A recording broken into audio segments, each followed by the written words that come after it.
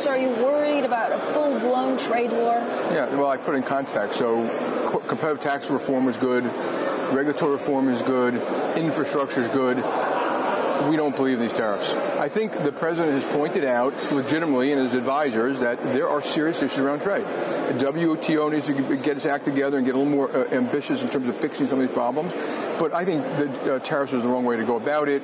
Of course, there may be more. There may be retaliation. It kind of opens up a whole Pandora's box of additional problems. Will it escalate? And if it escalates, does it hurt U.S. growth? Yeah, it could escalate. It could hurt growth. But I don't know. I'm not predicting it. But yeah. I think you should expect more.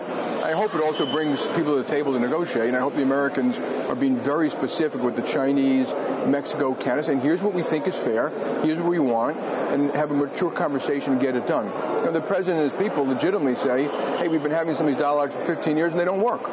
And so this is kind of a shot out there. But again, most of the business community would have preferred set out a strategy, organize it properly, tell people what you want, negotiate it, and if you don't get it, sure, then take action.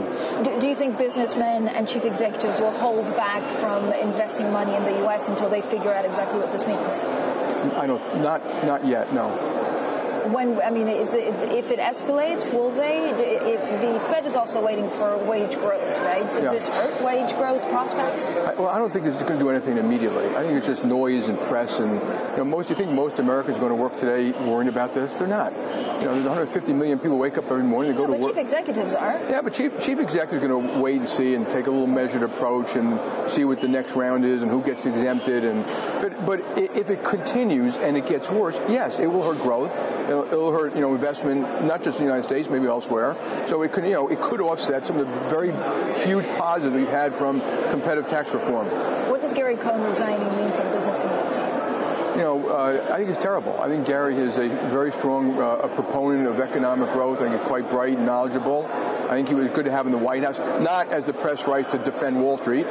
He knows how an economy runs. He knows what needs to be done to make it healthier for all Americans, and he's not there. So, it's unfortunate. And, I called him yesterday. I wish him the best. He'll be fine. But, we'll see who they put in the job next. It may be very important. What is Gary doing next? Did he tell you? I don't know. He did not tell me, and I'm sure he's going to have plenty of opportunities. Who would you put in charge, or who do you think the president should put in charge? Someone, again, that was close to the markets, close to Wall Street, or just a business? I don't know. I really haven't thought about it very much, so it's hard for me to give you a list. I hope it's someone who's knowledgeable, thinks strategy, is strong. The president likes strong people. If he's not strong, I don't think it'll work very well. But hopefully they'll understand markets, global, our allies around the world. It's really important that we maintain good relations with our allies around the world.